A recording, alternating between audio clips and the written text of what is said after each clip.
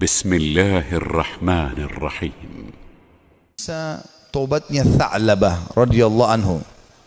Sahabat Nabi yang mulia ini adalah anak muda yang masih muda dan keimanan sudah tertanam dalam hatinya. Zaman dulu orang tidak punya kamar mandi dalam rumah, maka orang kalau mau pergi ke WC ataupun mau mandi, maka biasanya orang pergi ke padang pasir. Satu waktu Tha'labah radhiyallahu anhu ini keluar, kemudian dia ke padang pasir, lewat, bukan sengaja, lewat. Rupanya dia melewati sebuah tempat mandi tapi untuk seorang wanita Ansar, wanita dari Madinah, ya. Dan wanita ini terkenal, ya, sangat punya kecantikan dan kulitnya putih bersih. Dan ini bukan terlihat, telanjang bulat semuanya, tidak. Tetapi Tha'labah radhiyallahu anhu lewat. Zaman dulu tempat mandinya laki-laki sama perempuan untuk membedakannya, kalau laki-laki itu dibuat pelapa kurmanya sampai ke daerah kepala sehingga bagian kepala terlihat dan orang tahu di dalam itu adalah orang. Ini di padang pasir, dibuat kayak WC umum gitu ya, tapi masing-masing punya. Kalau perempuan tertutup semuanya, tetapi karena terbuat dindingnya dari pelapa kurma, ya, mirip dengan pelapa-pelapa kelapa kita sekarang, ya, ada serat-serat, ada lubang celah di antaranya, maka dia sempat lihat sepintas perempuan tersebut. Dan itu mengganggu hati dia. Begitu melihat langsung terganggu hatinya. Padahal dia tidak niat untuk sengaja mengintip orang mandi.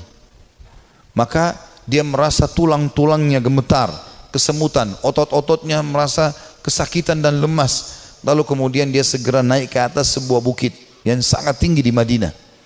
40 hari dia nggak pernah turun. 40 hari.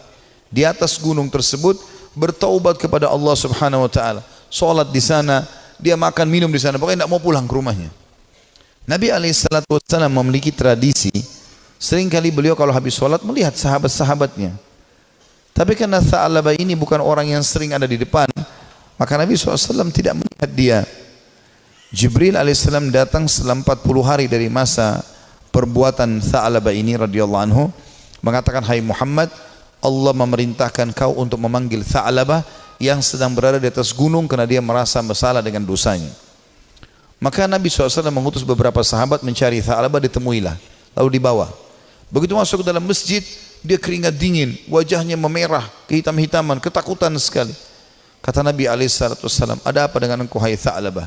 Dia mengatakan, ya Rasulullah, saya telah melakukan maksiat yang besar sekali. Kata Nabi SAW, rahmatnya Allah lebih luas. Ya, kemudian waktu itu diiqamahkan sholat,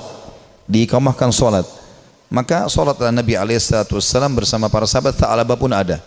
Sementara sholat, Nabi SAW membaca ayat tentang neraka, maka Tha'labah pun pingsan dalam sholatnya, pingsan. Setelah itu habis sholat, para sahabat menyampaikan, Nabi SAW datang membangunkan. Setelah bangun, kata Nabi SAW, ada apa dengan kau hai Tha'labah? Ya Rasulullah, saya melakukan dosa yang sangat besar bagi saya. Selama 40 hari saya merasa terus dihantui dengan ketakutan atau diselimuti dengan ketakutan ini. Merasa luar biasa, ya. Masalah saya melihat wanita tidak sengaja yang lagi mandi. Maka dia pun berkata, Nabi SAW mengatakan, rahmat Allah luas, mohon ampunlah. Dia mengatakan, ya Rasulullah, tapi hati saya masih betul-betul terganggu dengan ini, ya. Maka Nabi SAW setelah mengatakan rahmat Allah luas, pulanglah semua sahabat ke rumah. Sampai beritakan Nabi SAW kalau Tha'labah sakit di rumahnya. Maka Nabi SAW datang ke rumahnya, kemudian ingin meletakkan kepala Tha'labah di atas paha Nabi SAW. Tha'labah terus berusaha menjauh radhiyallahu anhu. Kata Nabi SAW, kenapa kau jauhkan kepalamu dariku? Dia mengatakan, ya Rasulullah, kepalaku penuh dengan dosa.